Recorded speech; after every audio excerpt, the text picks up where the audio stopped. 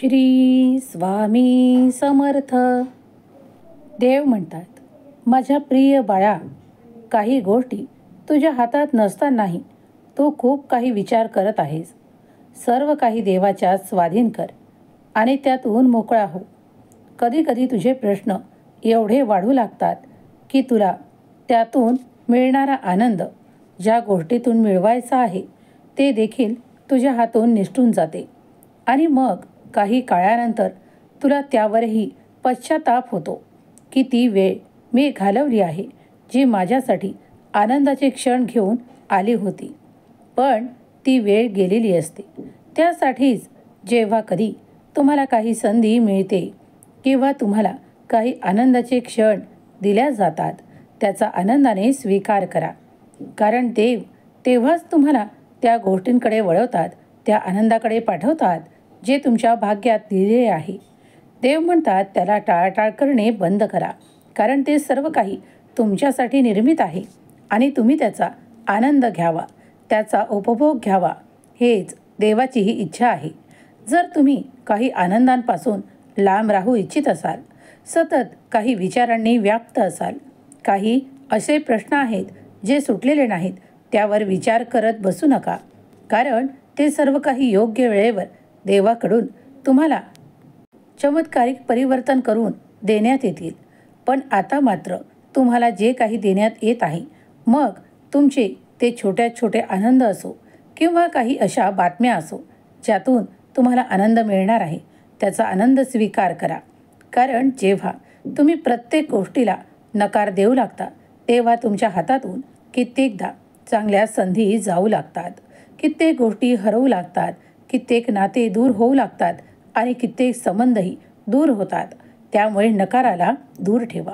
नकारात्मक ऊर्जा ही निरंतर नकारात्मकताच वाढवते आणि तुमच्या आजूबाजूला सतत ते नकारात्मक असल्यामुळे तुमच्या मनात देखील तेच नकारात्मक निर्माण होऊ लागते.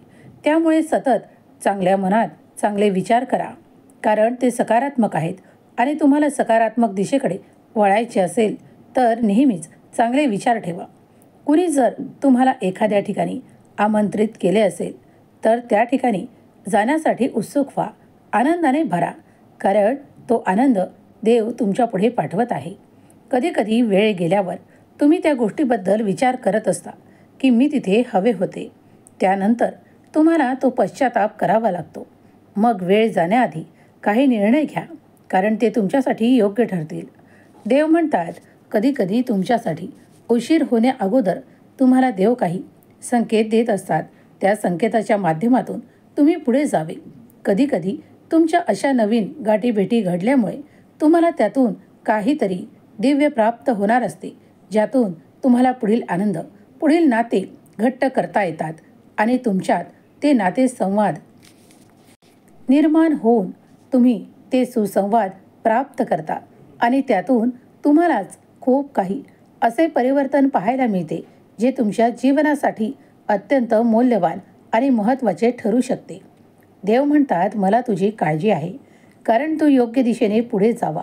तू ते सर्व काही परिवर्तन करावे ज्यासाठी तू प्रयत्नशील आहे. प्रयत्नशील असताना प्रयत्न सोडू नका, कारण प्रयत्न करत असताना मोठे यश तुम्हाला मिळणार आहे.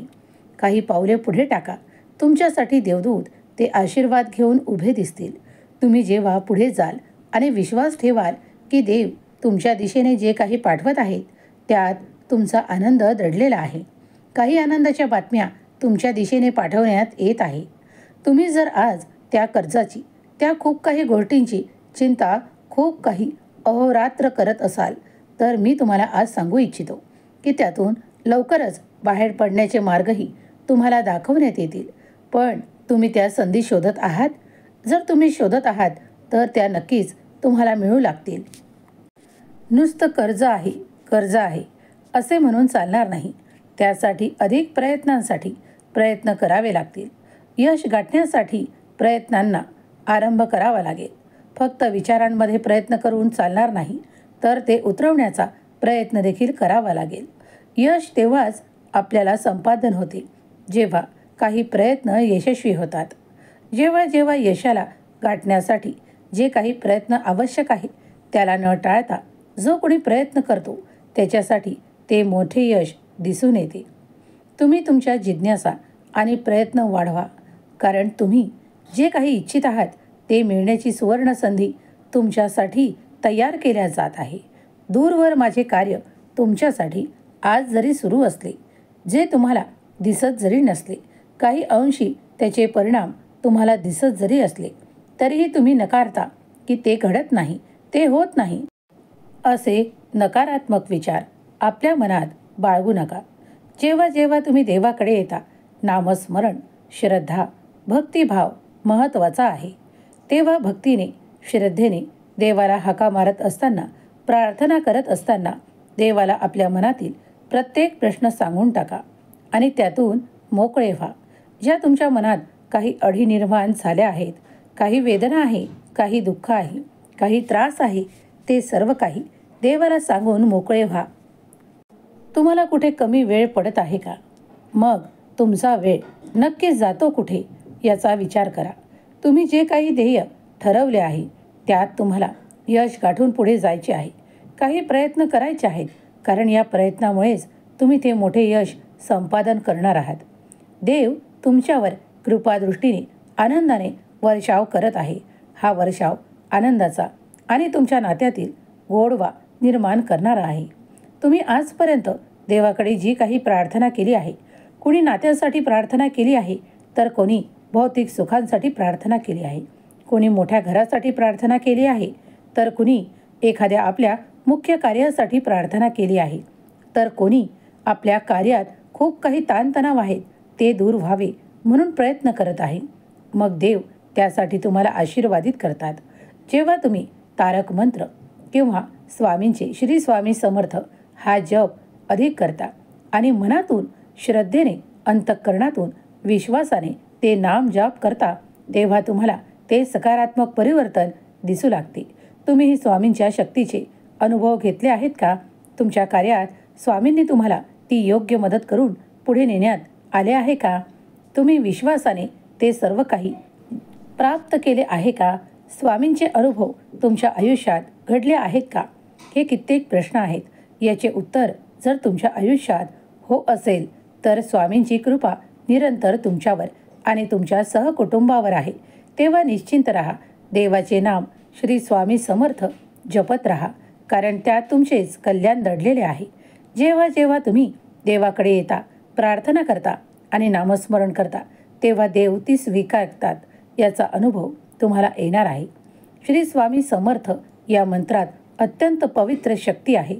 त्याचा सामना कुठलीही वाईट शक्ती करू शकत नाही. म्हणूनच वाईट शक्तींना हरवण्यासाठी स्वामींचा श्री स्वामी समर्थ हा मंत्र जपत राहा. तुमच्यातून नकारात्मक ऊर्जा केव्हा दूर होईल हे देखील तुम्हाला कळणार नाही. ज्या गोष्टींचा त्रास होतो त्या सहज आणि सोप्या होऊन जातील. स्वामींवर विश्वास ठेवा. स्वामी शक्ती अफाट अनंत आहे. स्वामी माऊली आज तुमच्या पुढे येऊन तुम्हाला हा दिव्य संदेश देत आहे. त्याचा मनापासून स्वीकार करा. तुमचे जे काही कार्य अडलेले असेल ते स्वामी माऊली पूर्ण करोत. स्वामी माऊली तुमच्या इच्छा पूर्ण करोत. ही स्वामी माऊली चरणी प्रार्थना. केलेली सेवा स्वामी चरणी अर्पण करते. श्री स्वामी समर्थ. जय जय स्वामी समर्थ.